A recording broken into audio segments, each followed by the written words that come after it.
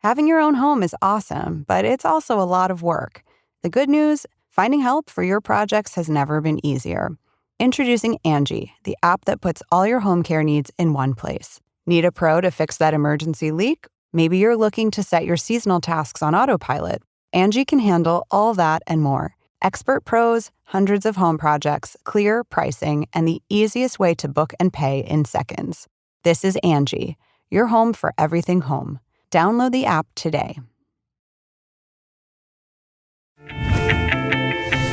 Hey, I'm Brian Stelter, live in Providence, Rhode Island today, and this is Reliable Sources, where we examine the story behind the story and figure out what is reliable. This hour, the Pandemic Olympics, brought to the U.S. by NBC.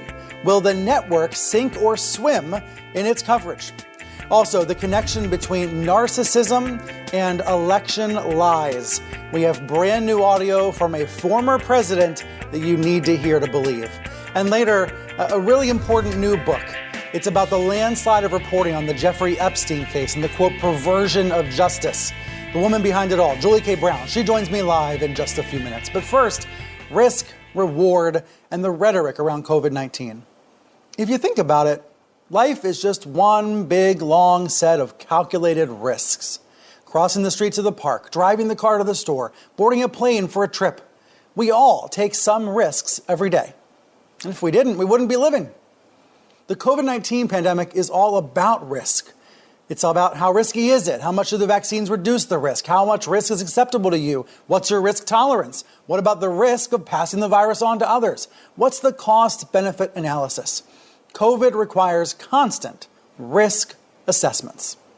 But those nuances don't always come through in the media coverage. And I would argue that the public health officials that we've all come to know over the past 18 months have not talked enough about risk assessment either.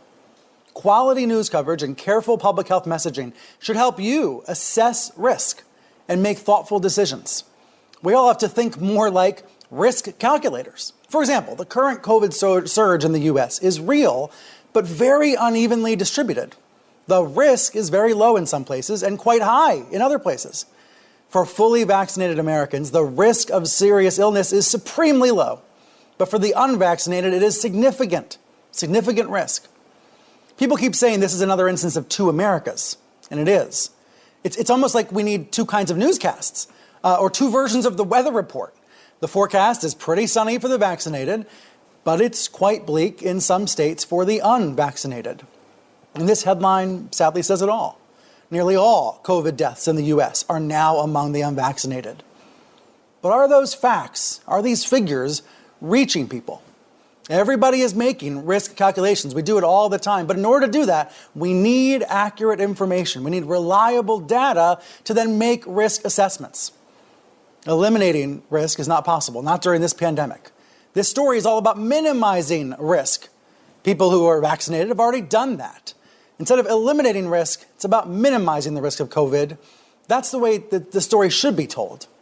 With me now are three guests who are going to help us unpack all of this, including Dr. Nicole Baldwin, who was at CNN's town hall with the president earlier this week. CNN's Oliver Darcy is also here. But let's turn first to Andy Slavitt, former senior advisor to the Biden White House's COVID response team and author of the book Preventable, the inside story of how leadership failures, politics, and selfishness doomed the U.S. coronavirus response. Andy, how should this current Delta surge be framed by the national news media? Well, Brian, we all think about risks individually quite differently. You know, some of us would be more than willing to go out in the pouring rain without an umbrella. Some would carry an umbrella. And I think that's really the equivalent of what you're talking about this morning is if you carry an umbrella out, meaning you're getting vaccinated, it's not that you're not going to risk, not that you may not get a little bit wet, but you're really protecting yourself in a dramatic way. And so, look, this is all an emotional experience for us as much as it is an intellectual one. And so when we hear about case counts going up, when we hear about parts of the country where hospitals are filling up, we do get empathetic. We do get a fear response. But I think what's important to state is there's 180 million Americans been vaccinated. Very, very few are getting COVID breakthrough cases, but some will. Some will get wet. They'll take that risk. And the more we cut down on our risk, the less likely it is it'll happen. That's why people are recommending wearing masks and so forth. So it is a process we're going through, but it's very unlikely that if you're vaccinated, you're going to get sick, and it's even much more unlikely that something serious will happen to you. And that is this dichotomy you speak of. So with that in mind, do you think some of the news coverage has sounded fear-mongering, has sounded excessive for vaccinated viewers? I think not purposely so, but I think it does create that impression because, as you say, you can't talk to everybody at the same time and everybody's experience at the same time. And, it's not such a good chyron to say this for you, but this for you. So, look, I give everybody the benefit of the doubt, or most people the benefit of the doubt during the course of trying to cover something like a pandemic where there's things we don't know. There's things we're just learning. There's an odd study here and an odd study there. So I think, we are always in a situation where maybe it's a little too much and a little bit too little. Yeah. What about all the coverage of breakthrough cases, whether at the White House or anywhere else? There's all this talk about breakthrough cases among vaccinated individuals who are coming down with COVID. They're not getting really sick or dying, but they're having a few tough days, same way with the flu. Are those cases getting too much news coverage because, again, they create kind of a sense of hype or panic? They do because they're news because they surprise us. If you've been vaccinated, you might walk away thinking, I've got a 0 chance of getting COVID. And that's not true. Of the 180 million people who've been vaccinated, there will be a large number, small relative to that number, but a large number of people we know will get cases. The question is, what is newsworthy about that? Or is it something that is expected? And it is expected. It's not that it shouldn't be monitored, but it's because it's important to remind us that this is not a perfect blanket of protection. But it is important for us to try to put it in context. Right. What do you want news outlets to be doing differently in the weeks ahead? As it seems like these cases are going to keep growing in these states where, they're showing up red on the map. I want to be really clear. I think we should be showing more maps of different states and different case counts because this is a very unevenly distributed situation right now. Look, I think there's probably a counter that would show how many if we show breakthrough cases, that we really compare that to the amount of cases that happen among unvaccinated people, so people can really see the difference. Because hearing about a vaccinated case in isolation so if you had a chyron next to you right now, Brian, or someone else at CNN did, and it just showed those two things in comparison. In this community, there have been 50 breakthrough cases, and there have been 5,000 or 400 or 4,000 other cases. Helpful for people to see because that is reality. That is the news. Now that's data that we don't all have access to, but it's that kind of thinking I believe would be helpful. And then one final thing, I think we all ought to. We are all anxious for the unvaccinated to get vaccinated, but I think the media as a whole, lumping them into a category of people that are defiant or stupid or some other thing is probably not helpful. It only seeks to alienate people further. And I think we got to probably try to understand that group of people better if we want to really bring them into the dialogue and into the participation process. Right. No vaccine shaming, except maybe of the misinformation producers. Andy, thank you so much for being here. Now, from accurate information to the scourge of misinformation. With me is Dr. Nicole Baldwin, a pediatrician in Cincinnati, Ohio. You might have seen her at the Biden town hall here on CNN earlier in the week. Dr. Baldwin, you asked the president this pivotal question. Let's play it and then talk about it. What is the White House doing to combat medical misinformation and to restore America's faith in science? What we're doing is, number one, restore America's faith in science, is listen to the scientists. Then Biden talked about Facebook and about Fox. Were you satisfied by his answer? Do you think the Biden White House is doing enough, Doctor? I was actually disappointed that he didn't give a more concrete answer to how they're planning to hold these individuals and these platforms accountable for the misinformation that they're spreading. So while I appreciate that he wants to leave science to the scientists, we really need a better plan for how we're going to hold people accountable for this misinformation they're spreading. What kind of people are you talking about? Oh, goodness. So we know that there are 12 individuals that are spreading 65% of the misinformation that people are seeing online. So them, as well as, we're seeing conservative media, we're seeing elected officials that are putting out false information that is misleading the public and truthfully causing harm. You're a Republican. You pointed that out on Twitter after the town hall. So, how do you explain to other Republicans that some of the news sources they consume, some of the media sources, are literally making them sick? Well, first of all, I'd like to clarify that I am a Republican on my voter registration card. That does not necessarily lump me into a category. So I want to be clear about that. However, I think what's important is that for anyone who remains unvaccinated, we know that them hearing from their friends, their family members, their coworkers who've already been vaccinated, that's what's going to help move the needle. I think each of us has a responsibility to talk with our friends who maybe have questions. And that is what we know can help change their minds. Let me ask how you do that as well with social media, with TikTok. You've been making these videos, talking to people for months. Tell me about the value there? Or is it that it's an intimate technology? It's, someone watching on the phone and it's like face to face. What is it about TikTok that's worked for you? And I think we lost her just at the worst time. That's okay. We'll try to get the doctor back. In the meantime, let me tell you about a follow-up to a story we told you this time last week. Remember, I was on here talking with you about Facebook and talking about a hashtag called #VaccinesKill. It was this hashtag right there on the platform, easy to find, just a quick search, and you could pull up all this disinformation about vaccines by searching for the hashtag. I wondered, why is this sitting out there for anyone to see?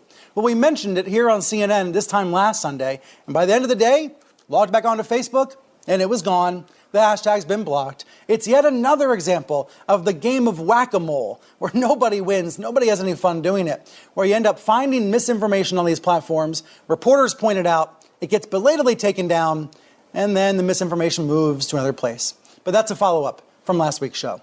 Now let's turn to right-wing media, as the doctor was saying, and whether there's been any change in tone on Fox News, for example. You probably heard this week about Sean Hannity and other hosts urging vaccinations, or at least telling people how to get information about where to get vaccinated.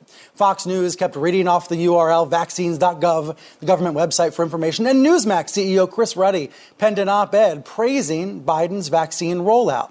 This was happening at the same time that some GOP lawmakers did a better job of telling the truth about vaccines. You probably saw at the town hall as well. Biden was talking about the Fox hosts changing, having an altar call on this issue. But how much really changed? Did anything really change this week? Let me bring in CNN's Oliver Darcy for more on that. Oliver, we've been writing about this in the Reliable Sources newsletter and trying to add some skepticism to the news coverage because there wasn't actually a dramatic change in tune or tone on Fox this week, was there? No, like Sean Hannity, for instance, got a lot of praise this week for, saying in a 30-second clip that he is pro-vaccine. But like you pointed out, a couple of days later, he walked that back and said to viewers, I'm not actually telling you to get a vaccine.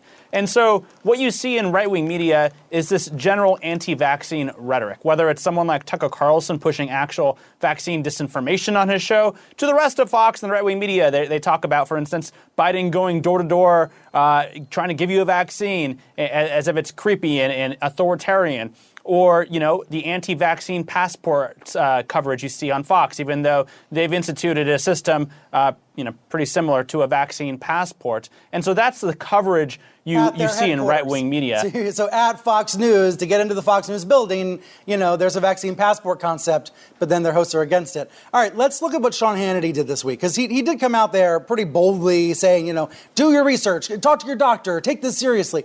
And he got so much press for that. Days and days of attention for a little snippet on Fox News.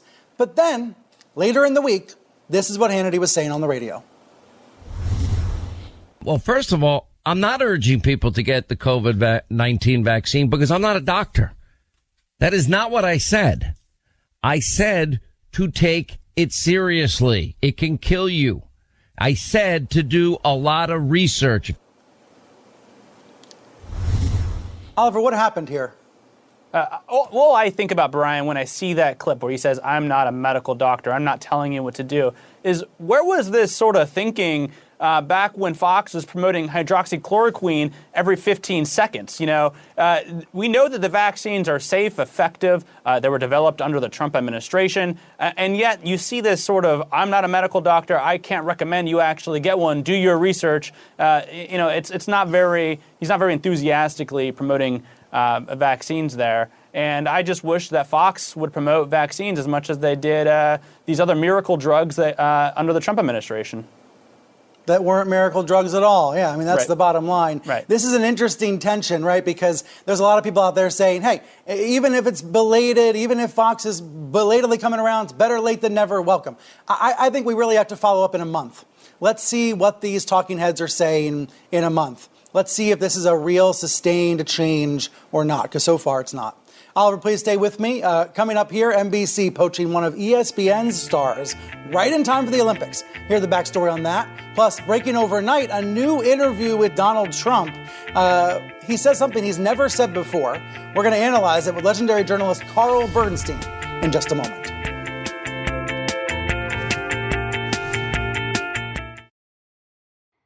Owning a home is a great thing. It's yours, it's a part of you, and a reflection of who you are. Great things can take a lot of work, though. Maintenance, repairs, and updates, you know the drill.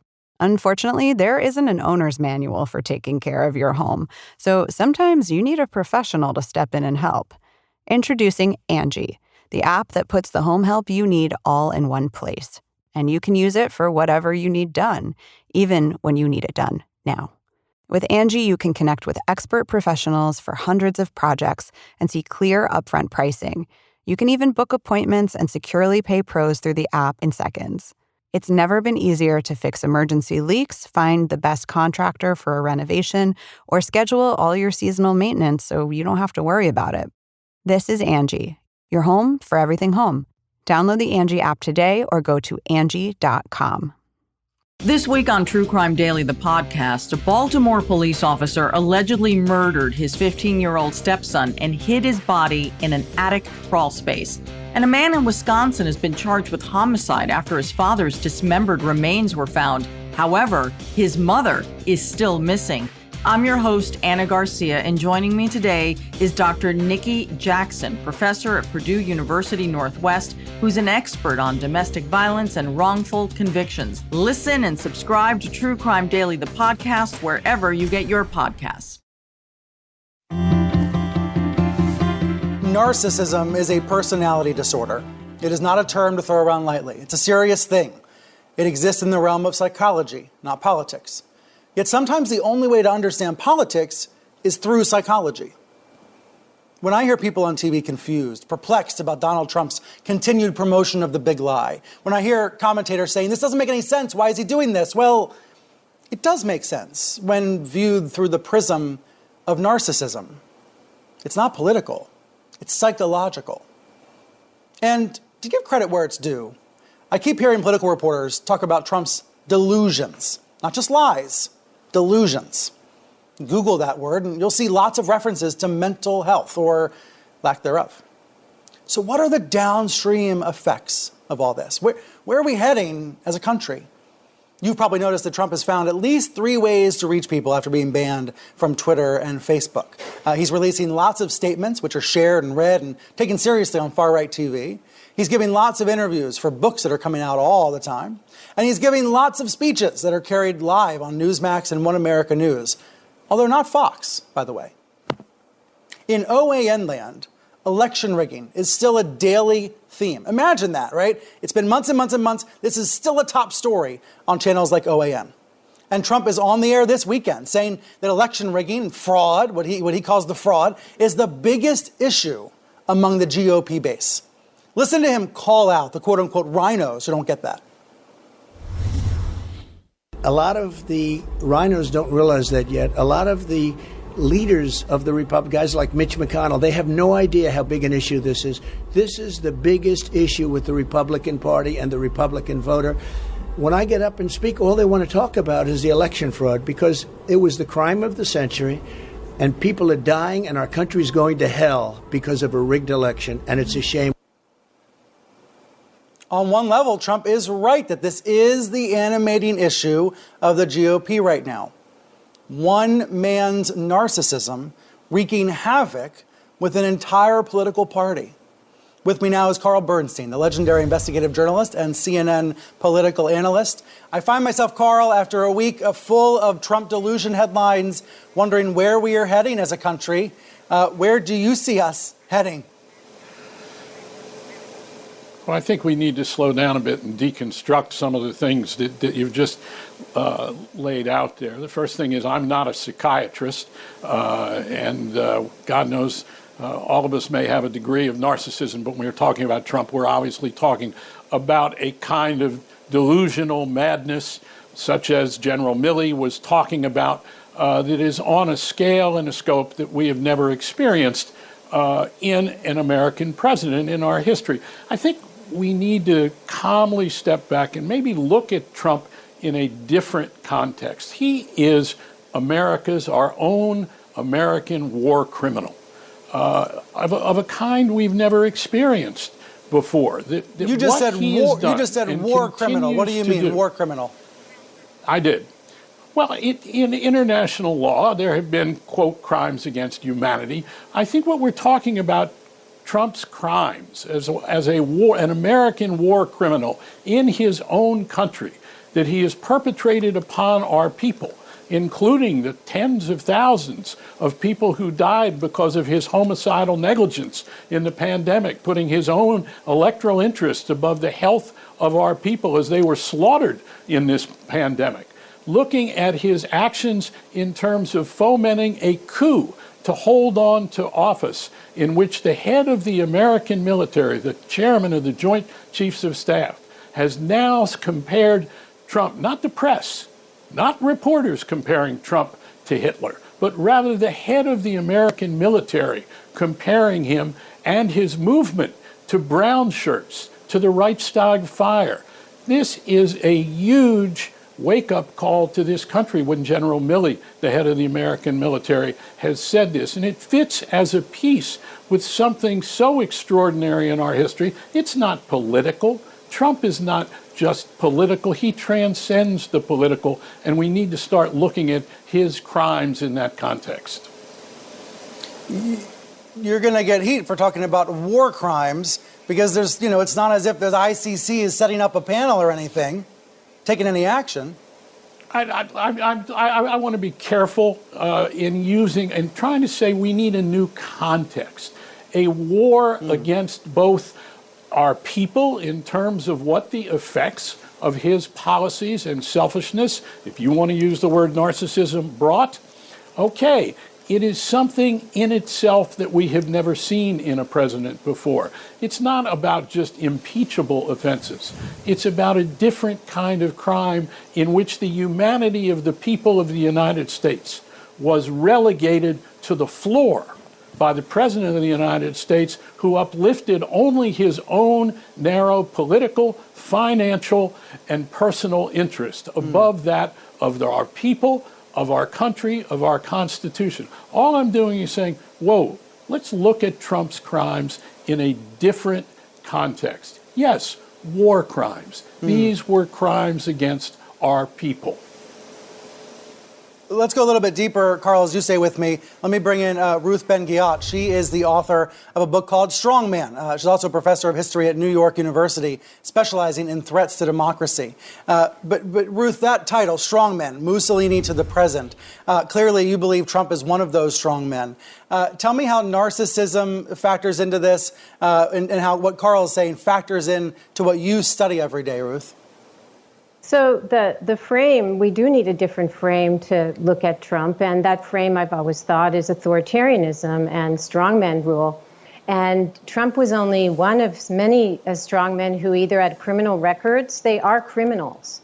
Hitler and Mussolini had criminal records, and Trump, like Putin and Berlusconi in Italy, was under investigation when he came into office. So governance is not about public welfare or any of normal presidential goals. It's about keeping immunity and amassing as much power as possible. And so Trump is highly unstable, deeply destructive, but he's also crazy like a fox. And he has the same personality traits as many of these leaders I've studied: massive ego, megalomania, only I can fix it, all of this. But it covers up a deep insecurity. So they become obsessed with humiliating and controlling and dominating everyone around them. And what better domination game than to make millions of people believe in an alternate reality that benefits you by depicting you as infallible, I am your voice, and keeping you, ideally, keeping you in office. You're saying something really interesting about the big lie. The big lie is a power trip. It's a power move. Every time he tells his fans to believe the election was stolen from him, he's gaining power because they're all believing that lie together, right? Or saying they do. Yes, it's the ultimate power trip. And the other thing he did, and I was just, every step of the way, he was just confirming. This is why I wrote the book. The Trump White House was very similar to the governance structures of many authoritarians. They create these inner sanctums surrounded by sycophants and flatterers and family. There's usually family in there.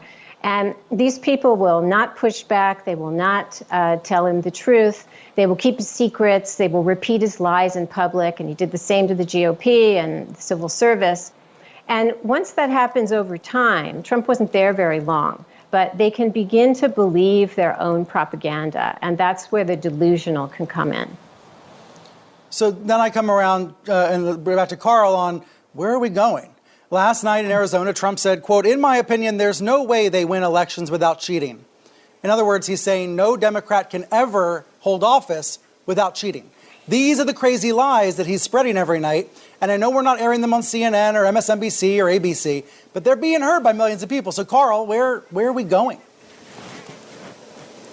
I think what we have to realize is that this movement and this madman, this authoritarian demagogue, has been embraced by one of the two political parties. They are enthralled to him. The Republican Party of McConnell and of McCarthy are enthralled to Donald Trump and this movement to disenfranchise the American voter who may vote as a Democrat.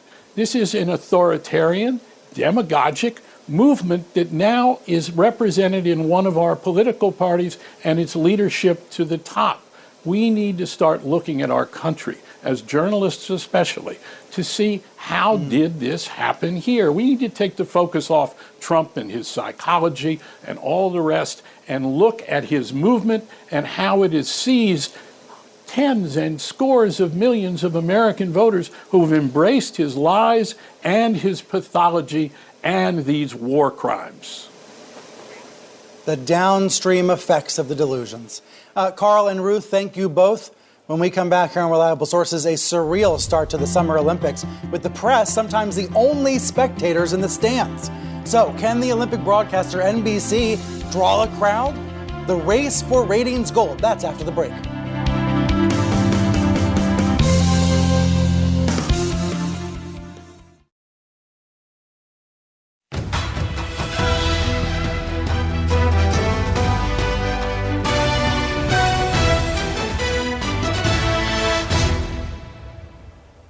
Will NBC be one of the winners or the losers of the Summer Olympics? That's one of the questions as the games get underway after a one-year delay in Tokyo. NBC Universal shelled out billions of dollars for a decade's worth of Olympic broadcasting rights. NBC is known for its Olympic coverage, but this year, this in the next couple of weeks, there are several hurdles ahead.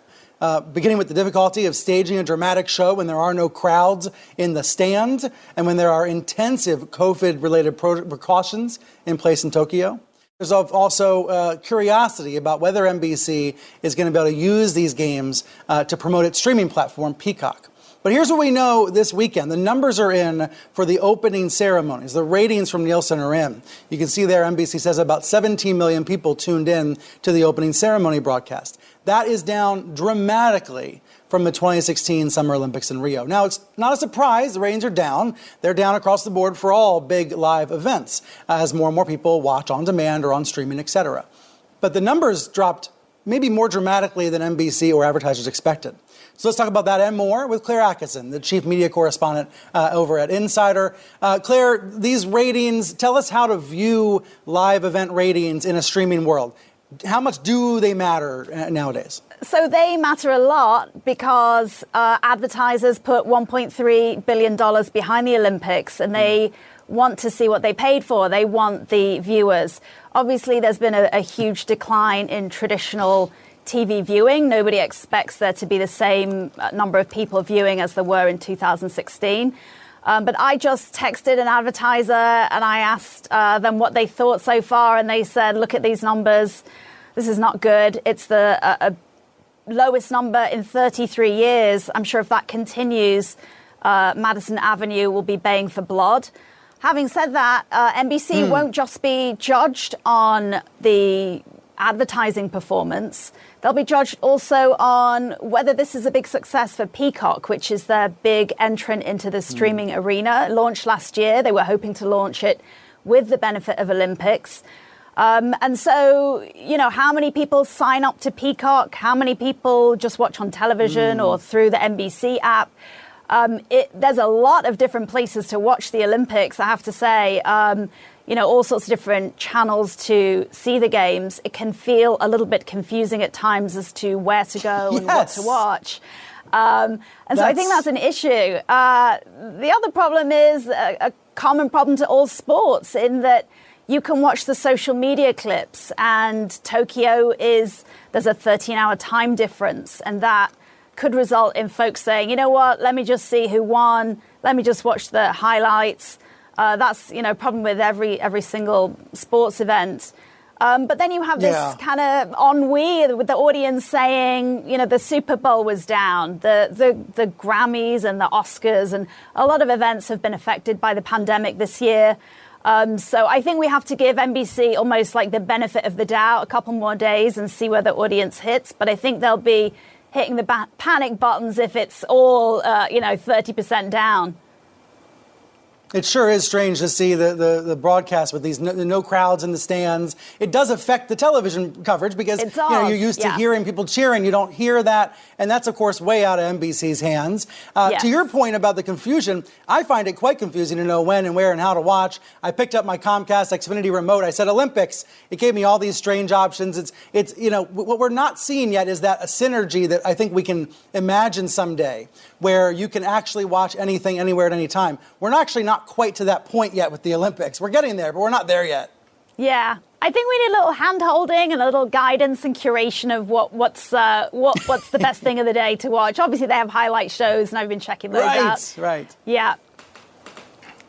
But that is one of the challenges. There's a myriad of challenges for NBC, but if there's anything that can unite people, it is these games. Claire, thank you so much for being here. Sure. More from Claire in a few minutes. Meanwhile, for the latest on the ratings, the coverage, or sign up for our nightly Reliable Sources newsletter. You can get it for free at reliablesources.com. Up next, here on the program, a perfect storm for conspiracy theories. Dogged Jeffrey Epstein reporter turned author Julie K. Brown is up after the break.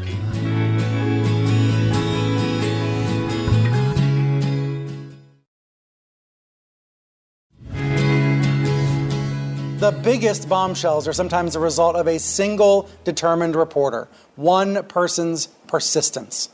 Take the case of Jeffrey Epstein. Investigator and Miami Herald reporter Julie K. Brown fought to expose every aspect of the Epstein story, from the allegations to the attempts to silence or soften the allegations, ultimately leading to the case's reopening. And now Brown is out with a new book called Perversion of Justice that expands on her reporting and touches on the larger issues facing local journalists. Julie, thank you for coming on. You essentially were covering a cold case. This was something many members of the media missed. So what are the lessons for the media in your new book? Well, I think since this story happened, it was over a decade ago that that Epstein was first charged. That the world has changed a lot, thankfully, and I think the media is starting, to recognize, that these kinds of stories need to be covered in a different way than they had before.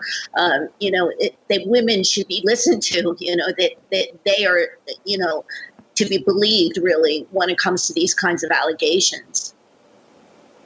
Do you feel like, I know that one of the stories within your book that I really was struck by was what it was like inside the Miami Herald, the lack of resources. And that's not the fault of the editors. It was really the fault of the hedge funds and the bankers and the owners and the infrastructure. So what's the local news message you want to share?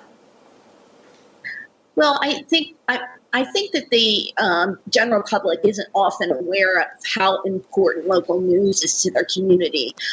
Reporters that live in their own neighborhoods and who work in these small towns are watching your government leaders and making sure that they're not stealing your money or that they're not doing other corrupt practices. And once these papers disappear and the local journalists disappear, I think that the community will be more prone to having corrupt leaders.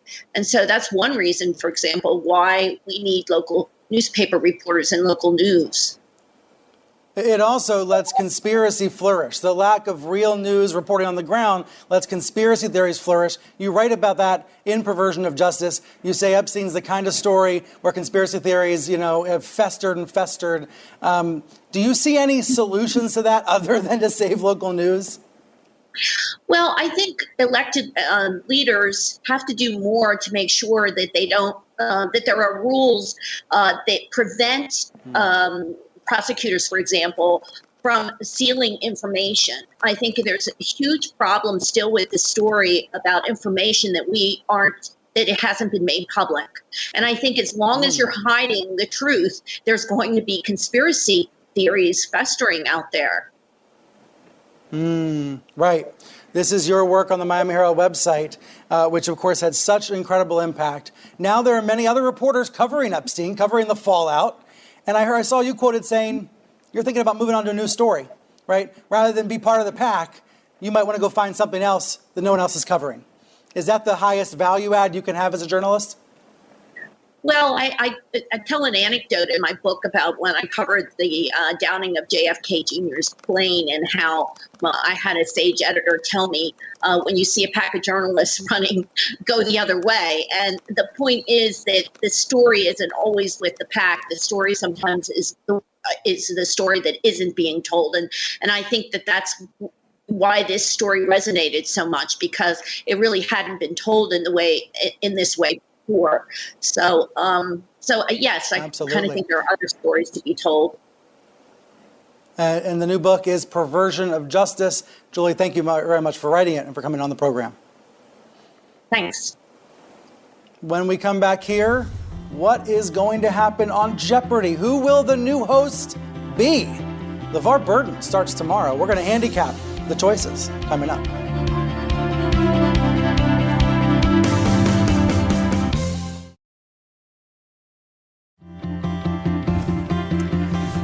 It is one of the biggest jobs in television, one of the most beloved shows on all of television. It is Jeopardy! And this week, Reading Rainbow host LeVar Burton is going to have his shot as the guest host. He's been a fan favorite. His fans have been cheering for him, trying to get him an audition on Jeopardy! And now he has it. Of course, many people have filled in recent months, including CNN's very own Sanjay Gupta and Anderson Cooper. We've also seen talent from other networks like Robin Roberts, George Stephanopoulos filling in. All of this, though, is coming to a head rather quickly because the new season starts in September and the producers need to pick a host. Let's talk about it and why Jeopardy matters on TV with Oliver Darcy and Claire Atkinson. They're back with me. Oliver, do you know who it's going to be? That's the million-dollar question right now, Brian. And it's such an important job, and we just really have no idea who it's going to be. Like you said, Burton's a fan favorite, but look at Ken Jennings. He's also a fan favorite and had really high ratings at the start of the show when they started doing these guest auditions. So it's going to be really, really interesting to see who the producers go with when they make their final selection here. And I'm told they're going to pick any day if they haven't already, because they're going to start taping these episodes in August. Look, when Alex Trebek passed away, we all talked about how he was such a legend. He stood up for truth and facts and knowledge, all those things that we care about in the news business. So I feel like there's an affinity for Jeopardy for that reason. And Claire, from a business point of view, this is also an important show for broadcast television. Yeah, I feel like Jeopardy is one of those shows that's loved by everybody. Celebrities talk about it a lot. The final episode with Alex Trebek rated 14 million viewers. That's pretty astounding in broadcast television these days. So I think all the chatter about their hosts can only help interest in the show. Right, it just creates more interest and then curiosity about September when this new season starts. Claire and Oliver, thank you both. And thank you all for joining me for this week's Reliable Sources broadcast. Join us online for our podcast, of course, at reliablesources.com and our nightly newsletter. I'll see you right back here this time next week.